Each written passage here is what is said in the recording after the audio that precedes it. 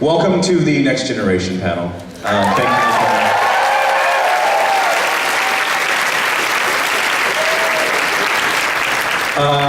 You know what, I should probably check. Do we have everyone back there? Can you double check if everyone's there? Yeah? Yes? Hopefully? Here we go with everyone? Okay, all right. Why don't we first, why don't we bring somebody who plays Q out first? I think that'd be kind of fun. John Delancey! John Delancey! Sir?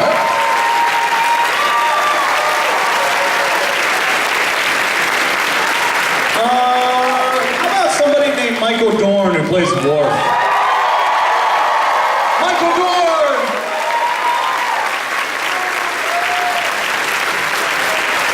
Hello, sir. Thank you. What about Counselor Troy? What do you think? Marina Sheltis!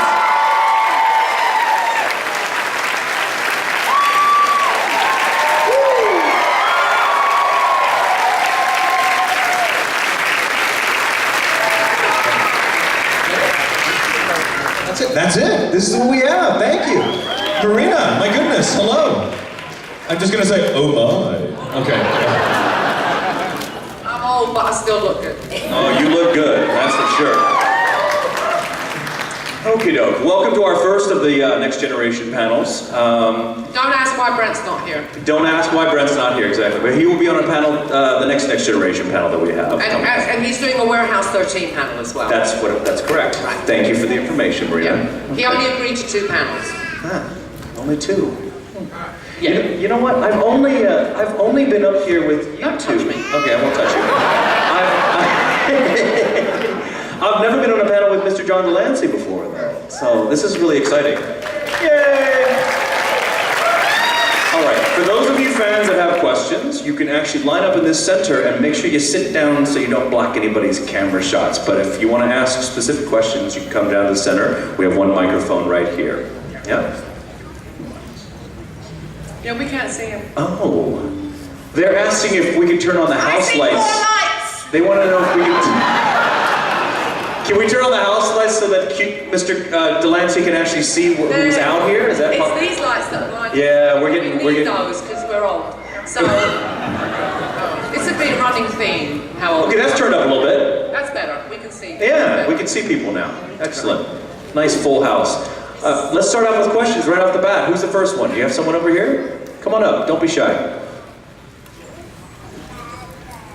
Hello. have a question for Marina. Actually. Hello. What are you wearing?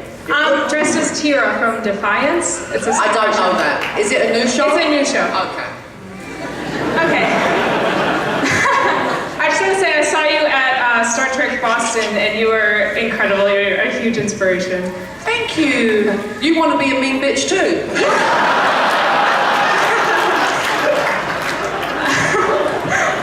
So I just wanted to ask you a question about the hair that you have as Troy. The hair? Yeah, it was curly at the beginning of TNG, and then by the end it was like you had it straightened. So was the curly hair real? Which is real, straight or curly? Okay. The only time you ever saw my real hair was in Encounter at Farpoint. Oh, the That first one. exploded Brillo pad on my head is my real hair. Oh, cool! I have the same hair. I'm Greek. Actually, Jennifer Aniston and I both have the same hair, a different color, of course, but we both have the same frizzy Greek hair, which we tame. But after that, I wore a fall. You know what a fall is? Only older women know what a fall is. Basically, it was me in the front and then fake in the back. And because I realized having to be at work at 5:15 in the morning, when you're wearing a wig, the hairdressers can do your hair when you're not in it. Extra half an hour in bed in the morning, okay? So yeah, it was always a wig. Even when it was straight in the movies, that was a full wig. Oh, okay, Yeah. cool. Yeah. So what made you go straight at the end, or just? Well, like most women with curly hair, I hate my hair. Oh, me too. So, you know, I just wanted it straighter and straighter and straighter. And plus I thought it looked more contemporary. Oh, okay. Yeah. Cool. And I have to say, it's kind of apt that you would talk about the hair, because in Hollywood, it's all about the hair. Everything is all about the hair. And with women, the makeup. I mean, 7 years, 4 movies, never got a note about anything other than hair and makeup. I swear to God. Did you do something different with your hair? Have you been wearing a different colored lipstick? Nothing about the acting, they could care less. It's all about hair and the makeup. So, good question. Thank you.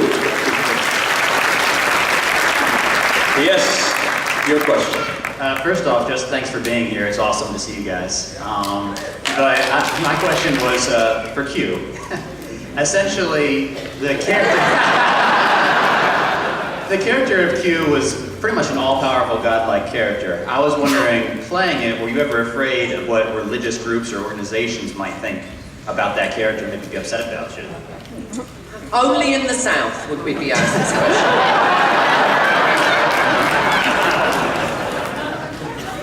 No, I wasn't. Actually, I would love to hear what religious groups would have to say about it. No, it never even occurred to me. Like I said, only in the South would be asked this question. Thank you. He's a heathen. John, how many episodes total did you appear as Q in all the different incarnations, would you say? In 9 episodes. See, it always seems to me it was 150 episodes, Yeah. but I mean, it's unbelievable that you have that impact off of 9 episodes only throughout all of them, right?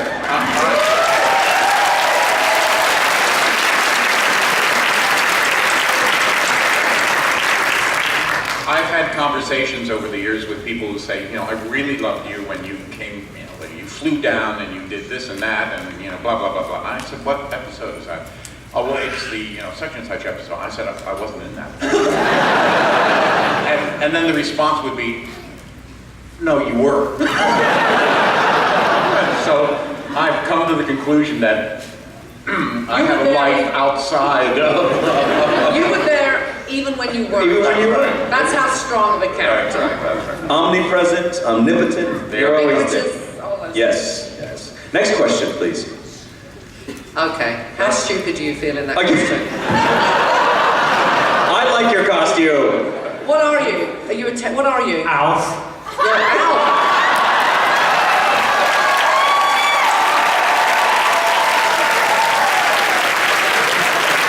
He's Asian American Alf. Even better. My question is for Michael. I read that some time ago that you're currently writing a script for a new Star Trek series, which I really look forward to seeing, where Worf is the captain of a Federation starship. Like, what's the stand on that, and what's the plot? Can you give us a little more information about what ship, what's the name of Worf's ship, and what enemy will Worf be facing? One question at a time, sir.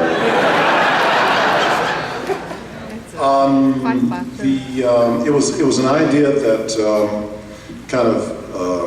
started from a blog last year when I was doing a convention in Phoenix, and it wasn't captain of a federation. Basically, my idea was that that we delve more into the Klingon culture and where the culture has moved on. It's not. What do you call it when a culture is all about one particular race? It's called something. Thank you. And where it's moved on, and so you see Starfleet officers and other aliens actually interacting on the Klingon home world. So we kind of moved on about this stuff, and that's what this story was about. And it actually got a little traction. I wrote the script, and we had a meeting with CBS Home Entertainment, and they were interested, and they wanted to do a 30-minute proof of concept. And then it ran into CBS, Paramount, and J.J. Abrams. And then it came to us. That was the end of that. And then it came to a screeching halt. But Worf wasn't going to be. I can tell you the story. The Worf wasn't. Don't tell him the story. I'm curious. Oh, I am. It's a spoiler though when it gets made. Yeah, but maybe this will help make it made. The energy of people thinking of it. I'm pretty good at not giving it away. Okay. Been in the business, I think. No, the story is just basically Worf trying to find his place in the universe, and he's on the Klingon homeworld, and he's part of that. And once again, Alexander's in it.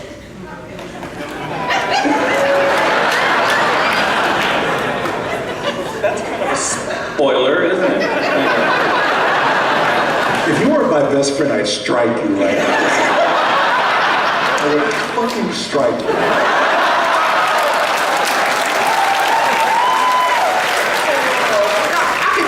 I can take him. Have you seen how skinny he is now?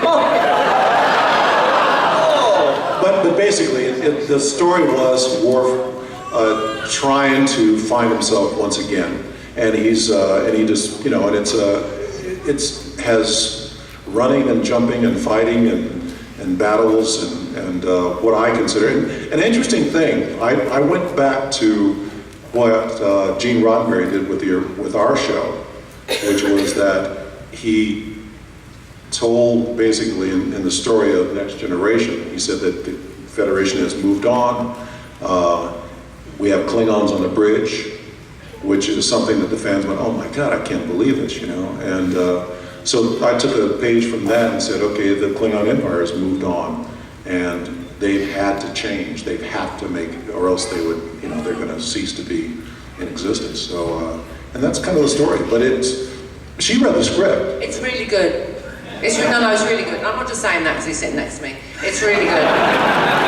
So that he knows Klingon better. I mean, not the actual language, but he knows Klingons and how Klingons should be better than anybody because he's the prototype. I'm sorry, but he's the prototype of our type of Klingon, right?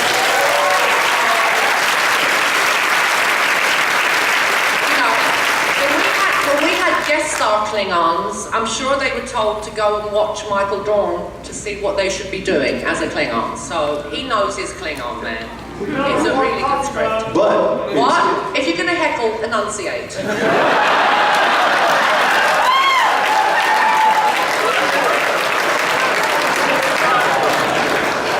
I think that, so anyway, it ran into a roadblock, but I don't think it's dead yet. I think that if the fans kind of...